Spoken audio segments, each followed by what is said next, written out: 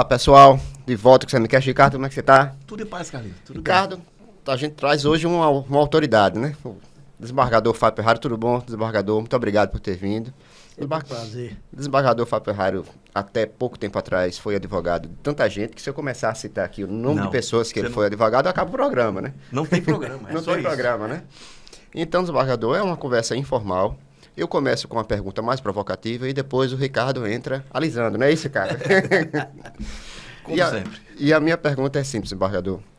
Hoje em dia, e como você já teve em várias pontas do direito, hoje em dia, uma parte da população considerável tem a percepção de que a justiça, ela atende os interesses de uma classe privilegiada, dos mais ricos.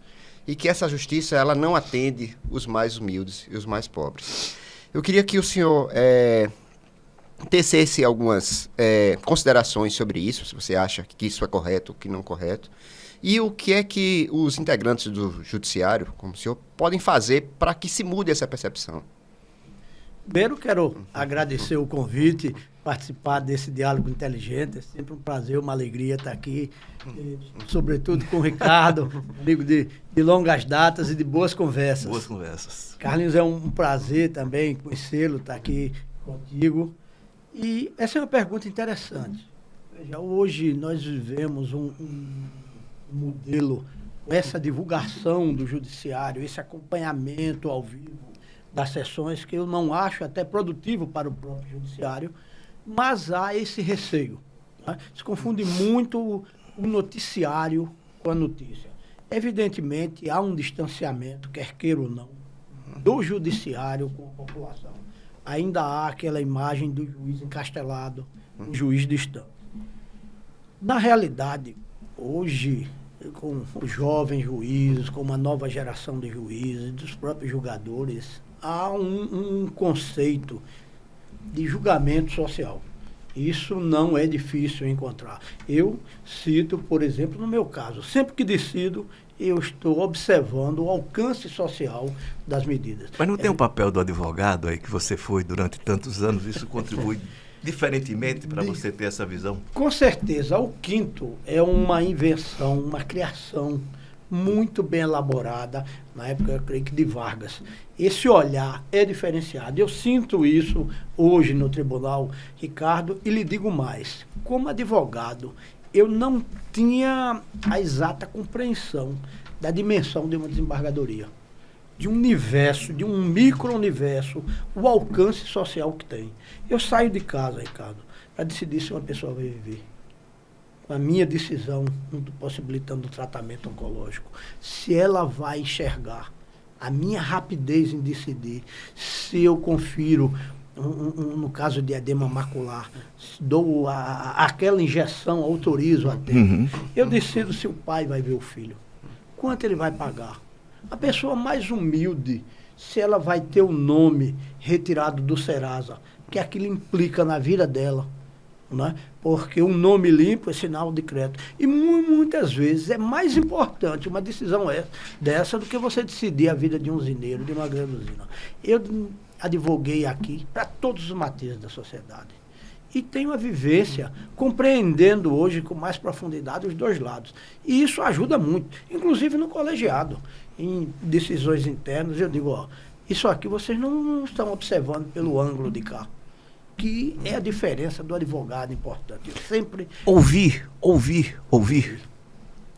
Sobretudo ouvir.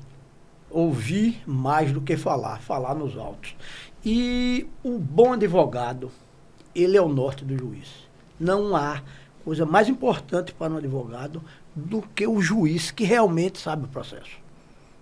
Porque ninguém conhece um processo como o advogado que o fez desde o nascedouro. Advogado, ele lê o processo do começo para o fim. O juiz, geralmente, do fim para o começo, em páginas diversas, e para onde interessa. E aí é que vem aquela nulidade que está lá no começo e que não foi observada. Então, essa visão do quinto, geralmente, eu tenho esse olhar, e hoje a advocacia peca muito nisso. Eu fico, às vezes, conversando, advogados no começo, que nunca despacharam com o desembargador, iam. porque sentiam a confiança de despachar com um advogado que submeteu ao exame da classe, né? E tive aproximação, que eu estava muito distante dessa advocacia, porque existe uma diferença abissal, Ricardo. A advocacia daqui da Ponta Verde, daqui dos bairros nobres, quando você sobe, já nota a diferença. Tá? E aí, quando entra para o sertão, quando entra para aquelas terras mais distantes, há uma diferença abissal. E o advogado, às vezes, o próprio advogado é intimidado, fica intimidado em despachar. Eu recebo todo mundo. Todo advogado lá no gabinete não tem hora marcada. Chega, eu recebo todo mundo, recebo parte. E depois conta um caso interessante nessa pergunta, que muitas vezes a deficiência do diálogo da magistratura com a sociedade, às vezes, está na própria advocacia que não está ali presente. Não está ajudando, auxiliando o juiz a julgar. Mas aí não é porque se sente intimidado, como você disse? Sim, mas o advogado não pode ter essa intimidação. Você não teve, nunca teve. Hoje, se eu voltasse a advogar, eu teria muito mais moderação. Eu era um advogado belicoso. Chegava, geralmente, aquelas causas já perdidas que você tinha que ter uma certa... E tanta coisa deixei de resolver em menos tempo se tivesse conversado mais. Se você me dialogado permite, eu mais. vou fazer um breve intervalo aí. Não sei se você sabe, mas o doutor Fábio, ele foi preso uma vez pela Polícia Federal, detido por conta de uma ação como advogado. Isso. Se você contasse um pouco essa história. Isso foi no eleitoral. 2006. 2006. Salve equívoco. A Polícia Federal amanheceu o dia, Polícia Federal tirando os adesivos dos carros. Mas eu digo, mas não pode. Eu tinha deixado de ser juiz eleitoral há pouco tempo, conhecia aquela matéria. Eu fui um dos primeiros juízes da propaganda eleitoral. E conhecia aquela matéria com profundidade. E tinha dado entrevista durante a semana. Isso não pode. E a polícia, mas estão tirando. E eu digo, eu vou para aí, para o comitê. Por azar, parece que essas coisas me atraíam. Na hora que eu estou passando ali em frente ao São Domingos, estavam parando um carro do cliente. Eu poderia ter olhado, né, e ido embora, mas não iria dormir. Aí voltei. E conversa vai, conversa vem, conversa vai. E ele disse, o senhor está interferindo. Eu digo, não. Quando eu cheguei, o motorista estava tirando o adesivo do caminhão. Eu disse, desce daí. E tinha um guarda-roupa, um agente. Olhou assim e disse, quem é o senhor? Eu digo, eu sou o advogado desse cidadão. E o senhor, quem é? Disse, não, eu sou agente da Polícia Federal, estou cumprindo uma ordem. Eu disse, cadê a ordem? Aí ele já me olhou. Aí chegou um indagador aqui, né? Aí, meu amigo, isso não é ordem judicial, não. Isso é uma portaria. E uma portaria é administrativa. Você não pode nem estar aqui, porque você não é oficial de justiça. O que é que você está fazendo aqui? Vai, não vai, vai, não vai. Aquela confusão. Ele se afastou um pouquinho. Disse, não tire, desça daí. E o motorista, olhando, disse, bom, esse está falando mais alto, eu vou atendê-lo, né? Desceu. E aí, o agente pegou o telefone. Quando eu vi longe, viam aquela viatura que parecia uma árvore de Natal, né? Piscando, eu digo, essa é para mim. A vontade de correr ali na hora era imensa. Quando eu olhei para o tamanho dele, eu digo, lá adianta que ele me pega. E os agentes desceram, o senhor me acompanhe. O senhor está atrapalhando uma blitz. Eu digo, o senhor está me convidando. Aí, se estou. Eu digo, eu não aceito convite de polícia. Aí ele olhou e disse, eu estou intimando o senhor a me acompanhar. Mas o senhor vai. Eu digo, o senhor está me intimando? Se estou. Eu digo, me dê a intimação que eu tenho no mínimo 24 horas para comparecer. Aí disse, doutor, o senhor vai agora. Eu digo, bom, se eu for agora, o senhor está me prendendo. Né? Eu sou um advogado no exercício da minha atividade, uma atividade justa, porque eu sei que se o senhor tiver dúvida, o senhor consulte no site do TSE, se portar um adesivo no carro sem pedido de voto é crime. Crime ele não é. Veja se é uma infração eleitoral, que também não é. dessa matéria eu entendo. Eu estou vendo que o senhor não entende. É isso, mas o senhor vai. Eu digo, então o senhor vai me prender. Vai me levar preso. Se o senhor me levar preso, eu vou lhe dar voz de prisão, porque eu sei que não estou cometendo crime. E o senhor está.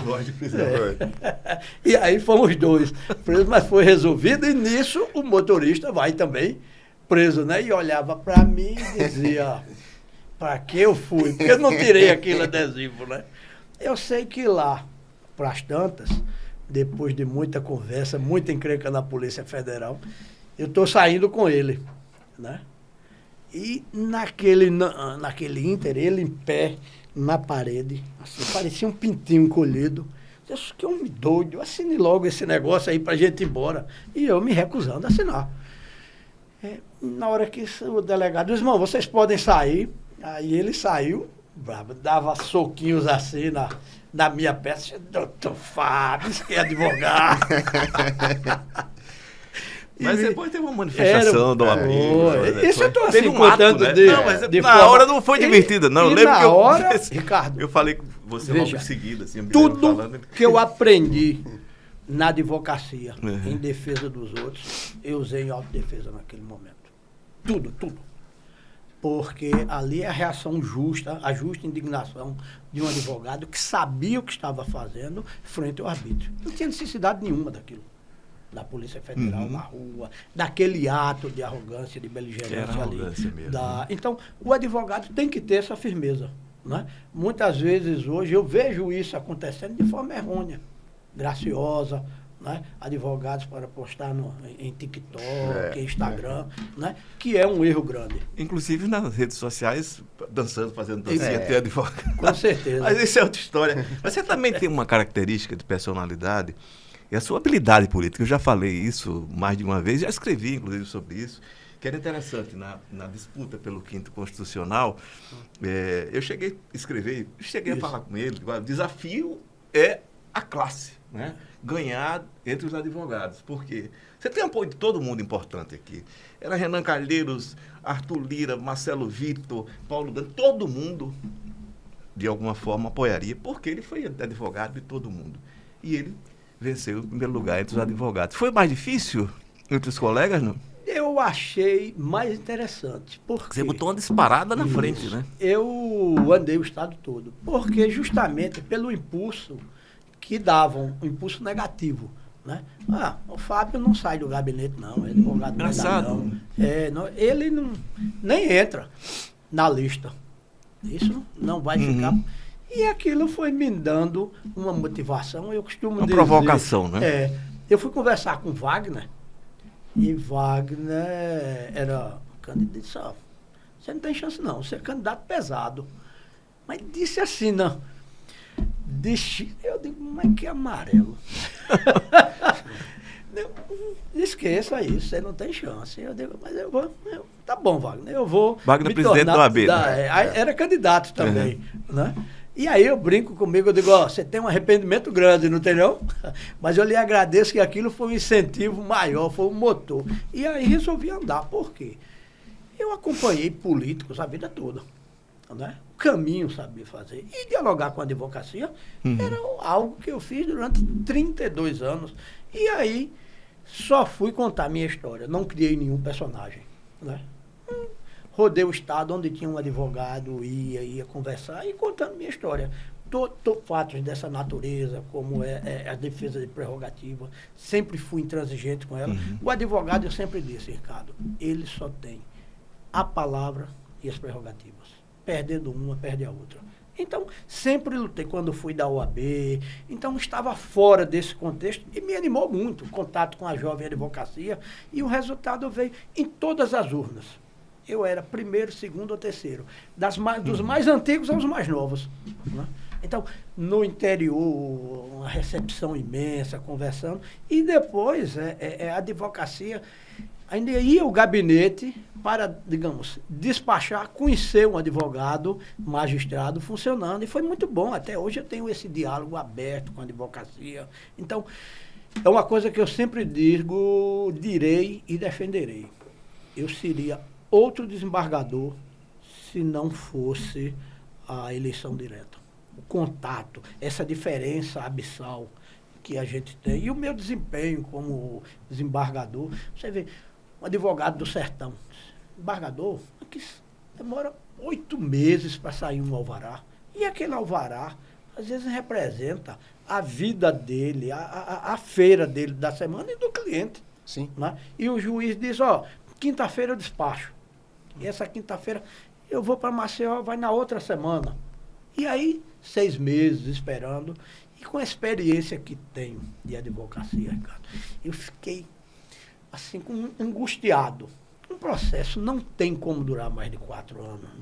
O curso natural do processo. Eu sei que não tem. Já é muito tempo já, né? Já Já é demais. Mesmo os processos mais complexos. Eu, quando cheguei no gabinete, eu encontrei processo mais antigo do que eu, mais tempo de advocacia. Processo de 1985. Né? Eu não tinha como conviver com aquilo. Então eu digo, eu vou baixar meu acervo e baixar de forma veemente. E passei 1 ano focado nisso. Né? Então, Esse de 1985 foi bater na sua mão, não? Como? Esse de 1985 Esse foi bater na sua mão? Na minha mão. Pra você ter ideia, eu costumo dizer, eu liguei para ele, era o Ney Alcântara, Ney. que hoje era juiz da Câmara. Ele foi o advogado junto com do Produban. Eu digo, Ney, eu estou com um processo aqui que eu vou despachar de forma urgente. Ele disse, por quê? Eu digo, ó, o banco faliu, a empresa quebrou, os advogados morreram, só tem você vivo, viu? Aproveitando enquanto Vou você está vivo. livrar ele logo aqui. Se o senhor me permite, tem uma passagem sua que é extremamente polêmica. Você foi um polemista da melhor qualidade. Na Assembleia Legislativa, como procurador. Chegou num momento ali difícil, era Fernando Toledo, né? Que era presidente da Assembleia. Você tinha uma ligação com ele, então você foi assumir esse cargo. E foi uma tremenda confusão, foi fumaça para tudo quanto é lado, porque você identificou que havia uma ilegalidade geral entre os funcionários da Assembleia Legislativa. Essa ilegalidade continua até hoje? Não. Não? Não. Os que Porque ficaram... corrigimos isso Foi com... há cerca de 4 meses, no pleno, foi? com um voto puxado por mim. Eu não sabia, tá vendo? Mas Existe- o que é que havia e que foi corrigido agora? Ricardo, veja, você deve lembrar, Lembro. em 1986 houve a emenda Zé Tavares, Uhum. 2 anos antes da Constituição. Na Assembleia, nunca houve concurso. Então, nunca houve. Pelo Continua menos sem até haver, né? 1986. E continua sem haver. Né? Porque tem funcionário demais, que não precisa. Eu digo isso porque eu mergulhei nesse tema. Eu lembro. Então, ganhei nota de repúdio do sindicato de Não, a servidores, raiva era geral. né? Ligavam para mim xingando Isso, na grandeza. é. E aí, eu digo, ó, primeiro deixem dessa valentia, porque vocês não são servidores efetivos. A emenda Zé Tavares deu uma estabilidade que não podia. Por quê? Porque em 1988, com a promulgação da Constituição, ela só deu estabilidade a quem tinha 5 anos antes. Ou seja, os servidores que tinham ingressado até 1983. Por sorte dos servidores, houve um erro da Procuradoria Do Estado. do Estado. A Procuradoria ingressou com uma ADI, a antiga ADIM, alegando a inconstitucionalidade daquela norma, Da Lei Zé Tavares. da emenda Zé Tavares. Emenda. Só que não cabia ADIM de lei velha frente à Constituição. Uhum. Então, era uma DPF, era saber se aquela emenda havia sido recepcionada pela nova Constituição. O Sepúlveda Pertence, com a maestria que lhe era própria, disse, ó, essa emenda é inconstitucional a mais não poder, mas não pode ser atacada dessa O forma. remédio não é esse para o doente, né? E agora, vamos entrar com uma DPF. Não, por quê? Porque não mais existia a Constituição.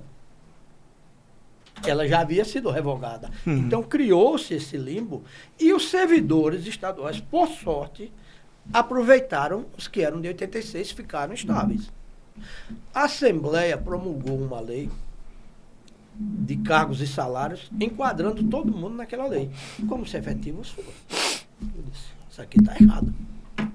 Por quê? Porque não existe essa forma de nomeação por lei. Desde a Constituição anterior, isso é tratado até por Pontes de Miranda, de 64, do ato constitucional, todo servidor tem que ter a investidura inicial através de concurso. E gerou-se essa polêmica, e quando o parecer veio, eu digo, ó, negativo, aqui não tem. E isso foi corrigido agora, através de uma ação proposta lá nos primórdios por Everaldo Patriota. Everaldo, Marcos Melo, se reuniram contra isso aí, nós aproveitamos e finalmente corrigimos a Assembleia. Então, isso foi pouco divulgado, mas tem cerca de 4 meses. Quando eu vi essa matéria, eu digo, olha, e estou sendo fiel a tudo que eu falei. Tem um artigo, um espaço que você me deu, lá foi Valentia Incauta, que era justamente a valentia do sindicato, de que nós somos efetivos, e eu digo, não são. E isso era pacífico, decisões do Ellen Grace, do Joaquim Barbosa, absolutamente pacífico. Então, criou-se uma celeuma grande e agora, finalmente, restou corrigido. Pois é, o magistrado também é um dos responsáveis, quando advogado, entre aspas, de alguma forma, por enterrar a taturana. Enfim, como é que você avalia hoje exatamente isso? O advogado do Arthur Lira, né? Que possibilitou, inclusive, né, com enfim, uma ação dele em favor do Arthur, que o Paulão fosse candidato, ou seja, foram muitos os beneficiários. Como é que você avalia o que aconteceu naquele período? Você me disse isso, está errado. Desde o começo, desde o primeiro momento. Eu disse no pleno lá, está errado, vão anular por insistência do Ministério Público e a culpa vai cair no Judiciário. A hora de corrigir é agora. Está tendo um atropelo. Aí não seguiram. Semelhante ao que aconteceu na Lava Jato. Né? Esse atropelo de normas, esse segmento que redunda, sem sombra de dúvida, redundaria na nulidade programada. Todos aqueles atos eram nulos, principalmente porque a Assembleia Legislativa não tem absolutamente nada com a Polícia Federal. O que a Polícia da União tem de referência com nem apropriação indébita, por exemplo, INSS. Não existe. Não existe. Não existe por quê? Porque está na própria Constituição. Estadual é receita própria. E, à época, eu acho que já um procurador, não lembro se foi o doutor Joel Belo, assentou isso. Né? Então, era uma nulidade em cima de nulidade. E resultou exatamente no que eu pregava. Da nulidade. O Arthur foi beneficiado. Todas as provas estavam nulas. Isso só foi para beneficiar Arthur. Na época, você me disse isso mais de uma vez. Está errado. Vai cair na frente. É só questão de tempo. Questão de tempo. Né? Tive embates vários com juízes que queriam citar-me. Através do igual, eu não recebo citação. Porque não tem poderes para receber citação. Você teve embate, até não vou falar do caso, porque não é mais o caso, com um colega hoje de Tribunal de Justiça. Né? Com vários. Não, mas assim, um em particular, que eu sei que tem guarda uma mágoa. Desembargador, durante 2 momentos aqui na entrevista, você mostrou um certo incômodo sobre a questão da visibilidade, a gravação dos atos, a questão do TikTok, das redes sociais. E eu queria lhe perguntar, o que é que você acha desse posicionamento de alguns dos ministros do STF? Eu não estou perguntando sobre o STF instituição, estou perguntando de alguns dos ministros do STF em se posicionar sobre questões políticas, questões de futebol, questões de literatura, estarem o tempo todo na mídia falando sobre... O futebol, falando sobre qualquer coisa. Falando sobre qualquer coisa. Caetano Veloso. A gente abre o jornal e tem um ministro do STF está sendo, daqui a pouco, um programa de culinária, sei lá, pode ser, né? A maré está alta, a maré está baixa. Eu conheci o STF, a primeira vez que eu fui ao STF, conversar com um ministro gaúcho. E quando eu entrei na sala, eu fiquei intimidado daquele homem, um pequeno, de porte pequeno, mas a autoridade que exalava dele. Né? Então, sério. Quem era esse gaúcho? Neres, ministro Zé Neres. Então, ele baixinho, ele parecia uma esfinge. Eu conversando com ele, ele recebeu, em pé na sala, toda aquela liturgia, eu me policiando e conversando. A primeira vez que eu tinha ido no Supremo, ainda jovem advogado, e que aqui comigo, rapaz, ele não dá nem um risinho, não dá nada. Eu não sei se eu estou falando, deu 10 minutos, ele olhou no relógio, como se fosse, ó, tá bom já. Aí, ministro, obrigado pela atenção. E ele tinha feito um livro de direito eleitoral muito interessante e muito raro. E eu tinha conseguido porque minha paixão sempre foi o direito eleitoral. E aí disse, ministro, o senhor poderia me dar uma dedicatória? Ele fez, rapaz, você comprou! Eu digo, ó, ganhei o sorriso do ministro, né? Que teria a decisão no dia seguinte. Então, eu conheci essa austeridade do Supremo. Conheci julgamentos do Supremo no pleno, sem TV Justiça. Presenciei julgamentos do pleno com a TV Justiça e nas turmas sem TV Justiça. E às vezes eu dizia, esses não são os mesmos julgadores de ontem. Porque tinha sessão às quartas e nas turmas às terças. Eu digo, não são os mesmos. A cordialidade, o trato, né, a coisa mais formal. Então, eu acho que o Supremo brasileiro é o único tribunal do mundo que tem uma transmissão ao vivo. Faz mal, né? Tem feito mal, né? Até por um erro, uma má colocação, deveria, no mínimo, ter uma revisão antes de lançar. Porque existem coisas desnecessárias. Mas Ricardo, digo, né? O ministro Gilmar é bom nesse negócio, né? De vez em quando arruma uma confusão. E colegiado, você tem que ter uma noção de colegiado. Uma palavra mal posta, né? A pessoa sente-se agredida sem você agredir. E quer reagir. Né? Então, e principalmente gravado. Né? Poderia até não reagir se não estivesse uma transmissão ao vivo, se não houvesse um recorte, uma publicação, uma exploração daquela imagem. Por exemplo, eu não uso o termo divergir no tribunal. Eu não convijo com vossa opinião. Isso faz uma diferença imensa. É a mesma coisa, mas é dito de forma diferente. É a mesma coisa. Né? Você chegou em último lugar. Né? Não, o senhor teve uma honrosa medalha de bronze. Né? Entre três. Né? Então, então, você vai com essa... Na nossa Câmara, cara, nós nunca tivemos uma discussão.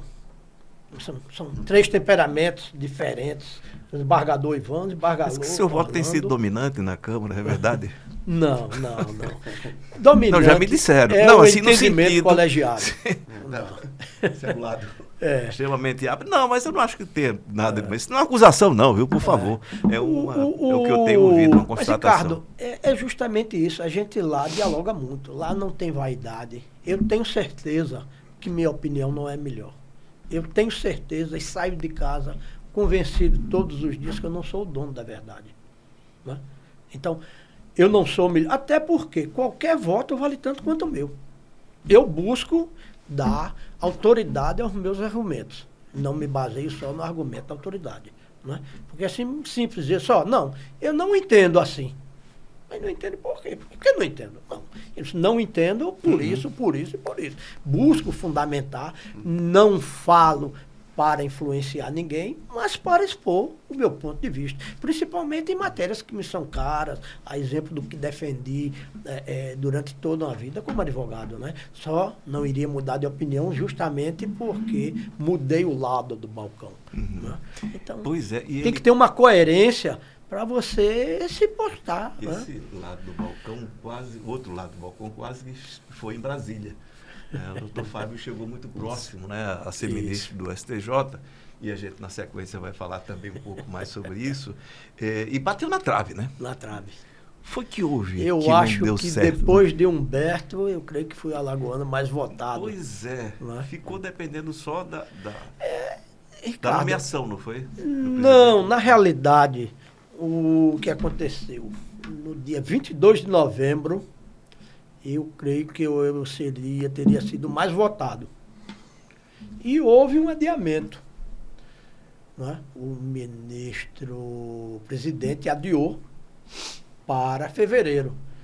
Nesse ínterim, aquelas conjunções e confabulações que são próprias de um colegiado. A política interna, né? A política interna, aquela aquela somatória de forças, de vetores contrários, e aí eu perdi nesse período uns 10 votos.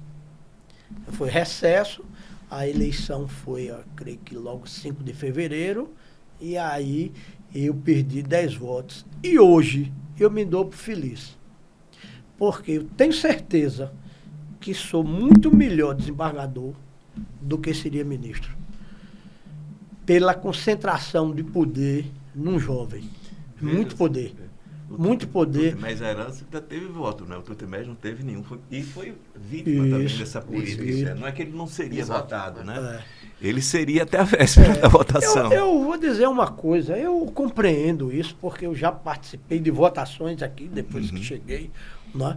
Então, isso é natural, lá não tive mágoas de ninguém, ao contrário, fiz grandes amigos, né? Ministros que eu não conhecia, que me relacionam até hoje, ministros que se aposentaram.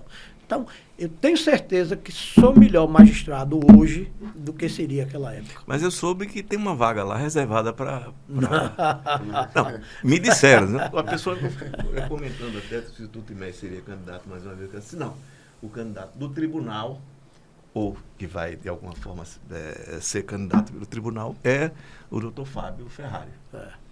Com o aprendizado que já tem desses caminhos. Né? Ele, à época, veio conversar comigo. Disse, Fábio, você vai ser candidato porque eu vou ser. Eu disse, não. Agora não, né? Não. Naquela época você não seria, né? Eu aprendi o quinto. O quinto é uma conjunção de fatores que não adianta. Por exemplo, eu poderia ter sido candidato no lugar do Tutimés. Não é? João Lira inventou de perder a eleição, eu não fui nem candidato.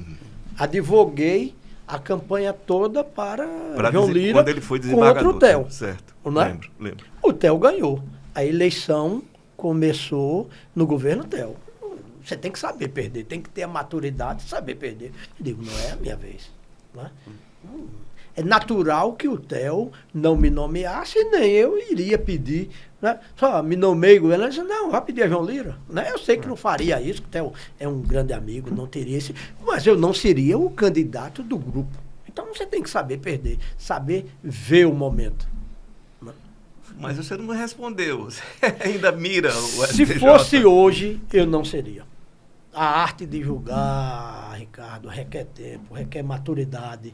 Eu creio que eu ainda tenho muito que aprender julgando aqui o feijão com arroz, conhecendo melhor um colegiado, tendo mais, digamos, a paciência, a maturidade que o tempo traz. É por isso que eu digo, o cabelo branco me transformou num juiz bem melhor hoje do que seria aquela época. Algumas questões, pois não, Não, é para a gente não perder a eleição do João Lira, né? O João Lira era tido como vencedor da eleição, né? Durante um bom...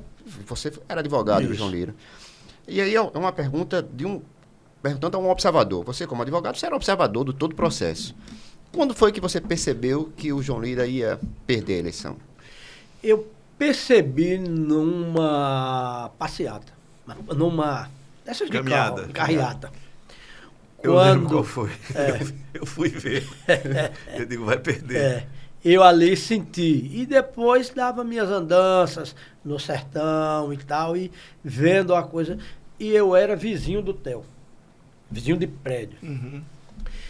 Theo, no começo da campanha, saía lento de casa. Mas ele é lento, né?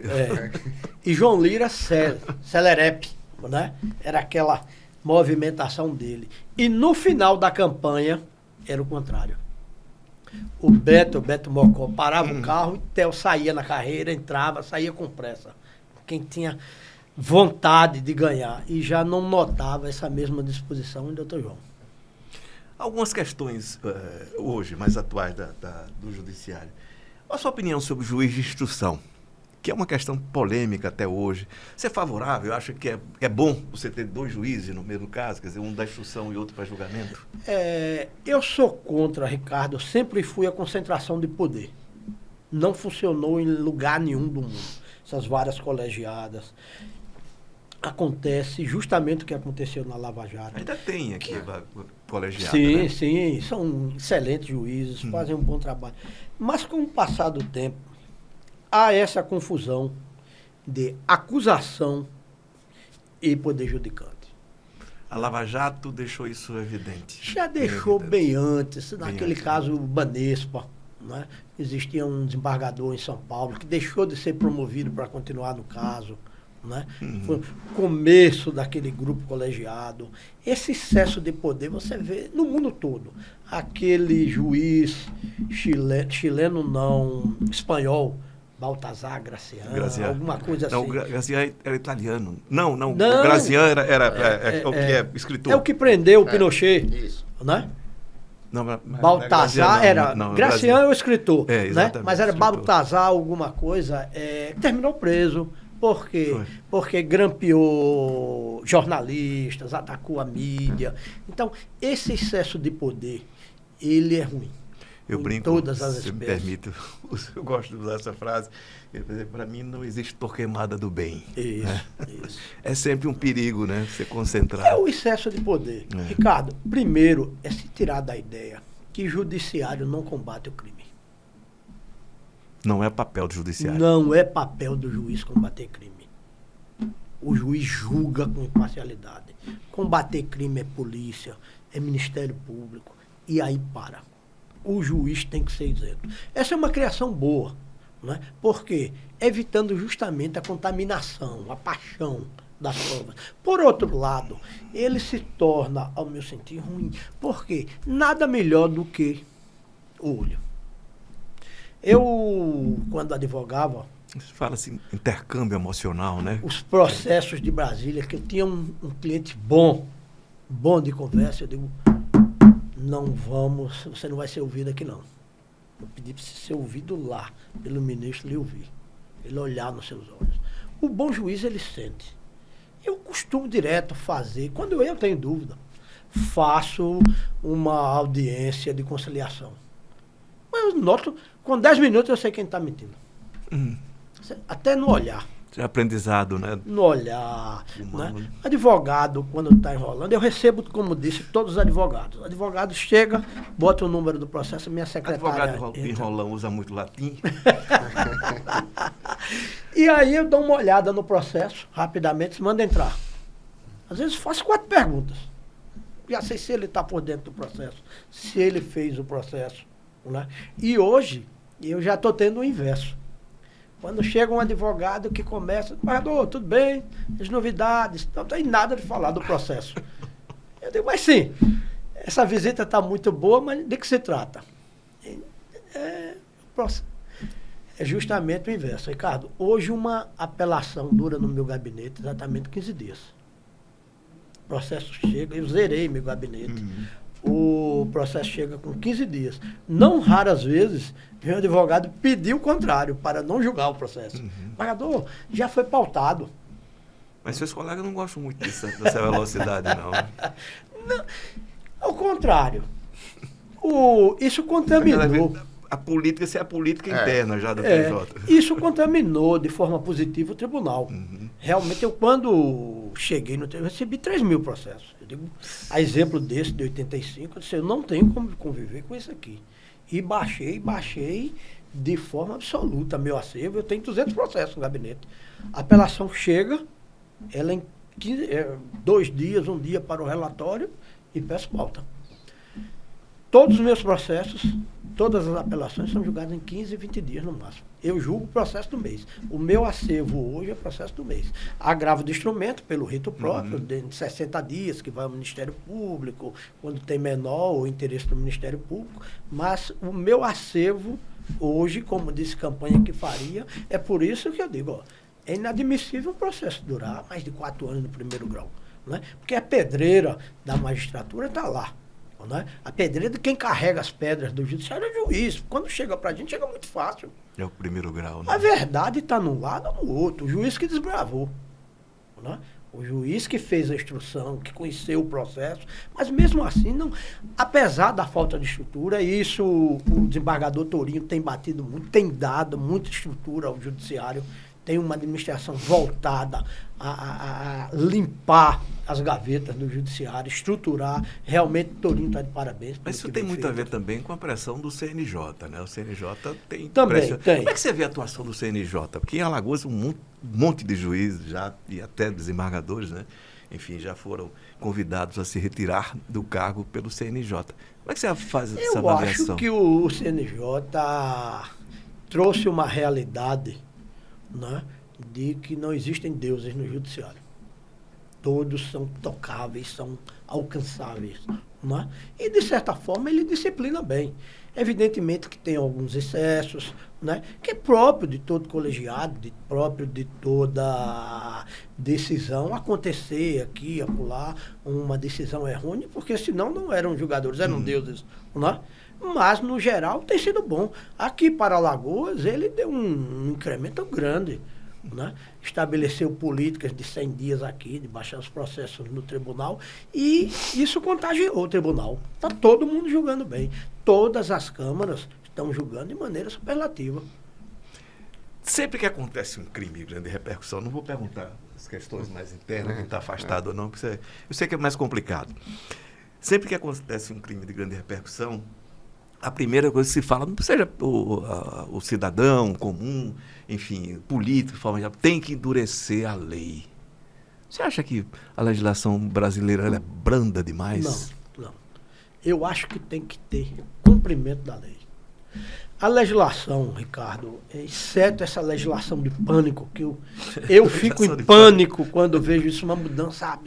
Vamos mudar a legislação porque aconteceu algo diferente. É o exemplo. O exemplo contagia. Se você souber que você vai ser alcançado, se houver esse senso coletivo, que se você trilhar na marginalidade, você vai ser alcançado. E o que vale para Chico, vale para Francisco. Isso corrige muito.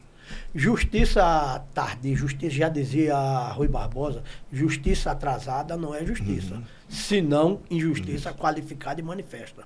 Né? Então, se houver um crime, e se houver rápida apuração independente, só vou usar todos os rigores. A lei não precisa de rigor, a apuração não precisa. Só precisa ser independente e justa. O resultado vem. Se o fato é grave, já existe agravante prevista na lei. Se não é, também tem a sua atenuante. Né? O que não pode é o judiciário estar pautado por uma publicidade. Isso é que não pode. O judiciário rede social, então, nem pensar, absolver, né, por covardia e condenar por medo. Né? Isso é que eu, todos os dias da minha vida, peço não ser alcançado por uma mazela dessa enquanto juiz. Né? O juiz, ele tem, às vezes, que tomar uma posição contra a majoritária. Ter a personalidade de saber o que está fazendo, né? Antipática para aquela divulgação que vai sendo dada, mas justa. Ricardo, eu lhe digo como advogado que fui. O advogado, a parte, sabe o que fez. O primeiro juiz da causa é o bom advogado. Ele sabe quando ele tem direito, ele sabe se vai ganhar, ele sabe o que pode manejar para atrapalhar um processo. Ou para atenuar também, né? Atenuar, a pena, que né, é próprio da advocacia. Claro. Né? Às vezes você tem que ser sincero para o cliente. Dizer assim, ó, isso aqui a gente não ganha, mas eu vou trabalhar a condenação. E aí, ou até uma prescrição, e aí o advogado colocar todo o seu engenho mental, sem transformar aquilo numa chincana, com atos de má-fé, né, atos antiéticos, mas o processo trabalhando. Um bom advogado trabalhando é bonito. Eu, às vezes, fico vibrando dali, saudoso, quando eu vejo um advogado assomar a tribuna e falar bem, um advogado que conhece o processo, é uma maravilha. E é bom para o juiz, é o norte do juiz. Né? Quanto o inquérito policial representa num caso? Veja, ele é o pontapé inicial. O peso, nenhum. Porque, veja, é uma coisa já um tanto quanto antiquada, porque ele é unilateral. Né? Tudo que é apurado ali, ele tem que ser contraditado em juízo. Um juiz não pode condenar com base no que tem no inquérito e que não foi contraditado no processo. Permitida a ampla defesa, o contraditório. Às vezes isso não soa muito bem para quem tem aquela ânsia de justiça, mas é essencial para todos nós. A segurança jurídica, Ricardo, tem que vir em primeiro lugar. Evita-se que um inocente... Você vê agora nos Estados Unidos... O mais doloroso que seja para a sociedade, às vezes, né? Muito melhor você soltar, absorver 1000 culpados do que condenar um inocente. Ricardo, Principalmente por falta de defesa. chegando aqui ao final, vou fazer uma última pergunta, depois eu passo para o Ricardo fazer uma ou duas perguntas. O senhor disse que foi apaixonado pelo direito eleitoral. Então eu queria que o senhor usasse... Apaixonado pelo direito, né? Mas especificamente pelo direito eleitoral, né? Foi isso. Mas queria que você usasse essa paixão para fazer uma análise sobre a posição do Alexandre Moraes e do TSE no último processo eleitoral para a presidência. Você acha que ele salvou o processo? O processo correu risco? O que é que você acha da atuação do TSE naquela eleição? O risco que você fala, o quê? O risco para a democracia? Sim. Não. Eu não acredito que aqueles atos, naquele dia, naquele 8 de janeiro, eu estava viajando, não representaram, assim, ali foi um golpe. Né? Ali foi um distúrbio em massa, fora de controle, que poderia, a partir dali, né, desaguar em atos, mas naquele ato, você não tem golpe sem arma, não tem um golpe de Estado, aquilo foi uma baderna generalizada, como já houve. A Câmara dos Deputados já foi invadida e depredada daquela forma. Nunca houve no Supremo. Do MST, né? Do MST, né? Nunca houve no Supremo. A pancadaria ali naquele gramado da Câmara, inúmeras vezes. Uma massa indócil. Né?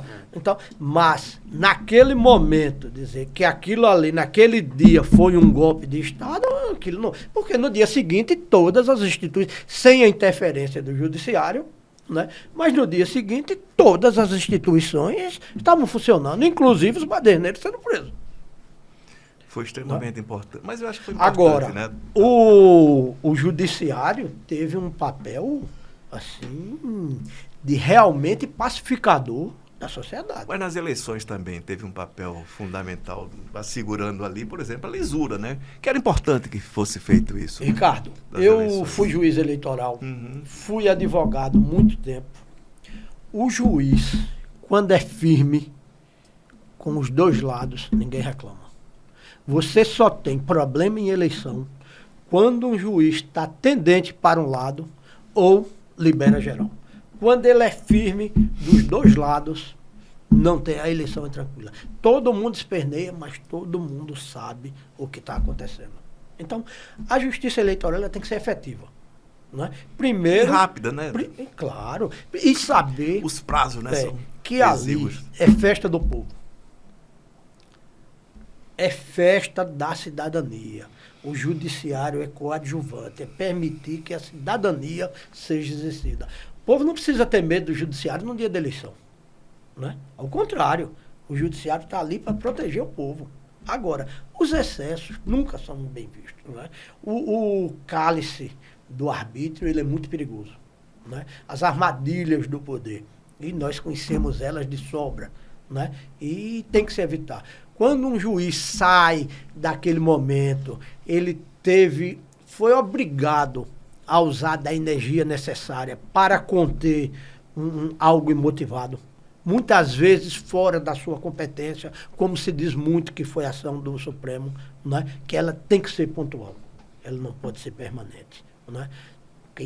O bonde tem que voltar aos trilhos da justiça e isso se reflete em todas as camadas. Você tem que dar o exemplo na sociedade.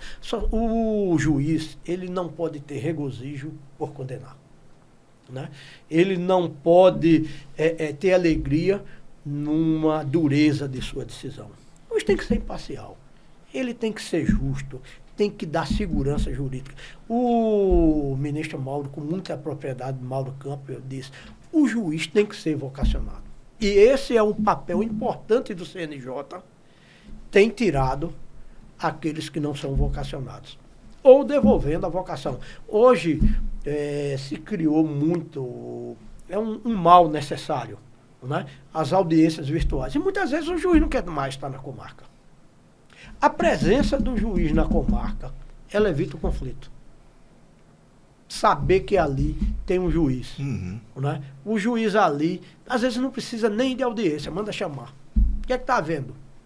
E resolve. Né? Junto com um promotor, um juiz diligente. Então, resolve muito o conflito. Teve uma ação, audiência de conciliação. Resolve. A primeira audiência de conciliação que eu fiz foi no processo de família. E reuni as partes e digo, os senhores me conhecem? Eu disse, não. Eu digo, o bem mais caro que vocês têm na vida está aqui. Essa disputa dos filhos. E os senhores disseram que não me conhecem. E é um estranho que vai resolver isso. Acham justo com vocês. Vocês não querem resolver, não. Ele é pai. Ele vai ver o filho. Quer queira a senhora, queira ou não. Né? Agora, o senhor é pai. E vai pagar também a pensão justa. Então, reflitam isso. Vamos suspender a audiência. Vocês não querem conversar com vocês? E resolvi. Né? Voltaram ao desembargador, nós temos assim, e aí você vai ajustando. Né? Eu tenho feito audiência, Ricardo, sempre no silêncio ali, mas uma questão secular. Vai fazer audiência, coisa fundamental, como você estava dizendo, né? Esse Devolver contato com as partes. A interoperabilidade, o diálogo entre as instituições. Eu tinha processo desse diadema macular. Chegava aos borbotões ao gabinete. É uma doença dos olhos. Se você não tomou uma injeção, você perde a visão. Não justifica. Chamei a defensoria, chamei a procuradoria, chamei o secretário de saúde, o secretário de governo, o defensor-geral do desembargador. Acabou depois daquela ação. Zerou a fila. Processos de medicação oncológica, idem. Agora no canal do Sertão, da Bacia Leiteira. Né? Reunir defensoria, procuradoria, eu digo, vamos acabar essa briga. Reunir BRK. Quem é que está... Não, o problema é da CEL. Chama Equatorial. Isso não agrava o instrumento. E fizemos um pacto e voltou a funcionar. Comprou bomba. Então, a coisa com prazo certo, determinado, tudo fluxo decorrente de harmonia. Devolver. A procuradoria entrava com um processo de questões de saúde, porque tinha um e-mail não respondido. A procuradoria, por sua vez, não tinha diálogo. Vamos colocar isso para frente. E a sociedade perdendo. E o Estado perdendo. Eu digo, vocês estão pedindo um bloqueio aqui. Bloqueio de conta. 1 milhão de reais. O Estado compra isso pela metade em pagamento parcelado. Isso vai refletir em mim, no senhor, nós estamos de carreira. Isso reflete no Estado. O orçamento vai duplicar da saúde. Dessa forma, ele não dá. Com um bloqueio de 9 milhões por mês. E voltou o diálogo. Conversei com o governador criou um grupo de diálogo, intermediando essa discussão entre as ações da Defensoria e da Procuradoria, e está dando resultado. Né? Caiu, e assim, de sobremaneira o número de demandas judiciais da Defensoria contra o Estado por questões de saúde. Eu vou fazer o seguinte, eu vou dizer uma frase aqui, que acho que é do Pontes de Minas, já ouvi de outros autores, mas que eu acho extremamente interessante. Como eu sei que o doutor Fábio é um ótimo leitor, já tivemos ótimas conversas sobre isso, essa história de que se só sabe o direito, nem o direito sabe. Comente, por favor. Com certeza. Aquele sujeito é a história que nós falamos do enochato, né? Aquele sujeito só fala e viu, só entende de vinho e entende mais do que todo mundo. O direito, Ricardo, é uma ciência, ela é diversa. Você, numa leitura de quadrinhos, você pode ter uma solução para um caso, você abre a mente. E eu costumo dizer isso muito com o advogado. O advogado que só lê direito, ele não sabe nada. Por quê? Porque ele não abre o universo dele. O Rui Barbosa, sempre ele, dizia, raro, vulgar é o estudar. Raro é o refletir. Né? E a reflexão não vem só dos livros de direito. Você tem que ter conhecimento geral. Então, a leitura, principalmente os grandes clássicos, isso é fantástico, assim, né? uma coisa, abre o horizonte. Mário Vargalhosa, né? ele tem uma definição fantástica. Ele disse, olha, quando tudo está escuro demais, que eu não consigo enxergar nada, eu volto aos grandes clássicos. Está tudo ali. A história humana está ali. É aquela história do horizonte, né? A cada passo que dou, o horizonte se aponta mais distante. Mas se consigo vê-lo, é sinal que já cheguei ao longe, né? Então, é estudando. O caminho é estudar, ler a vida do operador do direito. E aí tem que ser a vocação dele estar nesse universo de leitura, de reflexão, né? De pensar bem. E, principalmente, o magistrado. saber que ali, sobretudo, tem vidas. Principalmente nesses casos que são pessoais, de família, nesses casos de processos multitudinários, que quando você decide para um número sem fim de pessoas. Nós demos uma decisão na 4ª Câmara, uma decisão praticamente pioneira no Brasil, né? Permitindo que a população também ajuizasse daquele processo a execução da sentença no judiciário, para não ficar preso à Justiça Federal. E assim foram inúmeros outros, trazendo o Tribunal de Justiça as boas práticas, aparecendo na literatura nacional, né? Nos jornais de divulgação jurídica, nas revistas de divulgação jurídica. Então, isso é que é a beleza da magistratura, que hoje eu vibro em vivenciá-la a pleno. Legal. Bom, queria agradecer, desembargador, a sua presença. Foi muito interessante, né? A gente conversou da melhor qualidade. Eu que agradeço participar desse diálogo sempre inteligente com vocês, que nos brindam todas as segundas-feiras com um novo podcast e continuem firme. Muito obrigado. Obrigado, Ricardo. Obrigado também, Obrigado a todos. Até a próxima semana, pessoal.